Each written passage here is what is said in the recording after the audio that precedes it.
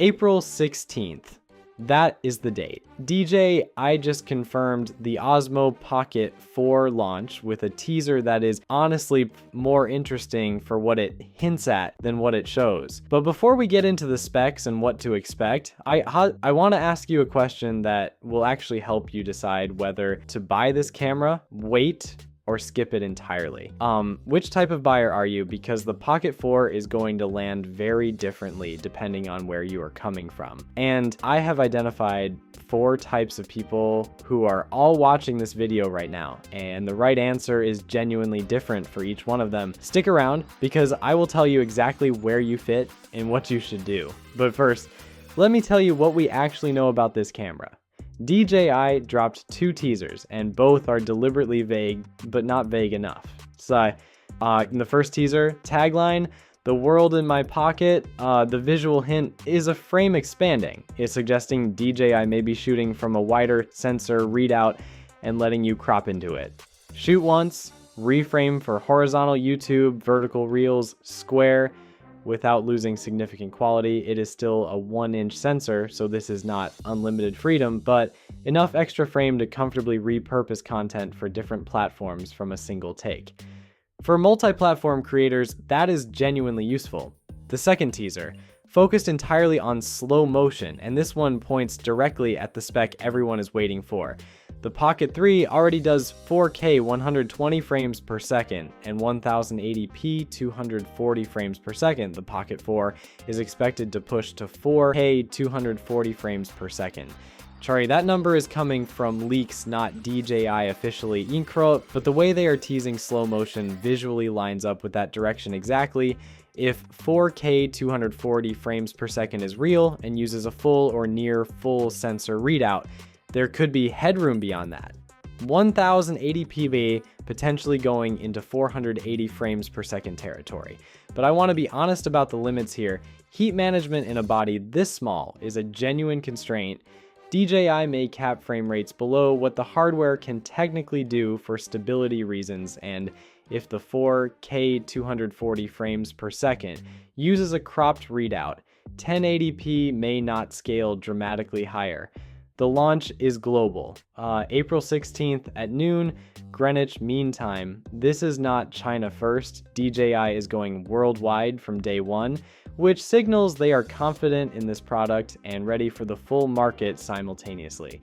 Let me give you the full picture of what the leaks are pointing to. Inner sensor, 1 inch, same as the Pocket 3. If you were hoping for a sensor size jump, that is not happening with this model. The improvement is in what the 1-inch sensor can do with better processing around it. Video, 4K at 240 frames per second if the leak holds. 10-bit D-Log-M color profile, same as the Pocket 3 and consistent across the DJI ecosystem. Up to 14 stops of dynamic range rumored, which would be a meaningful step up for shooting in difficult lighting. High contrast scenes, backlit subjects, golden hour. This is where 14 stops makes a real difference. Storage, 107 gigabytes internal storage. That is a significant jump and genuinely practical. For travel creators and casual users, you may not need a microSD card at all for most shoots. Combined with fast transfer speeds around 800 megabytes per second, offloading footage becomes much less of a workflow bottleneck. Audio, this is the surprise. Leaks suggest the DJI Mic 3 may be included in the standard retail box, not just the creator combo. If that is accurate, it changes the value calculation dramatically. Previous generations kept premium audio in the creator combo at a higher price point. A Mic 3 in the base box makes the Pocket 4 a complete content creation package straight out of the box. Physical changes, 2 new dedicated buttons, a zoom button for precise smooth zoom control without touching the screen while recording, a real practical improvement, and a customizable C button you can assign to your most used function. Gimbal mode switch, pro video toggle, audio settings, whatever you reach for most. It's a new magnetic attachment system on the rear of the gimbal head for modular accessories, fill light confirmed, likely more to come, and a redesigned case that is smaller and more compact than the Pocket 3 case, 1-inch sensor, one lens, no dual camera. The Pocket 4 Pro with dual cameras, including the telephoto lens, is not launching with this. That is coming later, likely mid-year. If you were waiting specifically for dual camera capability, this is not your launch. Now, which one are you? Type 1, the Pocket 3 owner looking for a significant upgrade. Honest answer, you are probably going to be disappointed with the Pocket 4. Same 1-inch sensor, incremental improvements rather than a generational jump. Better frame rates, better storage, better buttons, but nothing that makes your Pocket 3 footage look outdated by comparison. My advice, wait for the Pro. The dual camera model with optical zoom and the full telephoto system is what the Pocket 3 owner who wants a real upgrade is actually waiting for. The standard Pocket 4 is not it. Be patient. Type 2, someone entering the DJI Pocket ecosystem for the first time. For you, this is actually a very strong launch. You are not comparing it to anything you already own. You are getting 4K 240 frames per second, 10-bit D-Log-M, 107 gigabytes internal storage, potentially a Mic 3 in the box, a magnetic accessory ecosystem that is going to grow, and the most refined version of DJI's Pocket gimbal camera yet, at a price that is expected to land around $449 to $499. If you have been waiting to get into this ecosystem, this is a clean entry point. Do not talk yourself out of it waiting for the Pro if dual cameras are not something you specifically need. Type 3, the person who was waiting for this launch to buy the Pocket 3 at a discount. Genuinely smart move. When the Pocket 4 launches, the Pocket 3 price drops. It happened when the Pocket 3 launched and the Pocket 2 dropped. It will happen again.